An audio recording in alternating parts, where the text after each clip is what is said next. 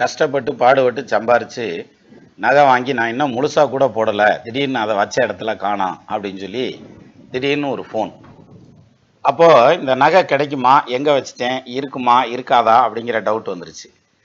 இந்த கேள்விக்கு பதில் வந்து நம்ம ஜாதகத்தை எடுத்துட்டு போறதுங்கிறத விட பிரசன்னத்தை எடுத்துட்டு போனா ரொம்ப ஈஸியா இருக்கும் அப்படிங்கிறதுனால அவங்க கேள்வி கேட்ட நேரத்துக்கான பிரசன்னத்தை எடுக்கல இந்த ஜாமக்கோல் பிரசன்னம் வருது. அதாவது நகை கிடைக்குமா அப்படிங்கிறதான் அவங்களுடைய கேள்வி கடைசியா கேட்டது. உதயமும் கவிப்பும் ஒன்றா இருக்கிறதுங்கிறதுனால அதுக்கான ஆப்போசிட் பதில் தான் சொல்லி ஆகணும். அப்போ கிடைக்காது அப்படின்னு.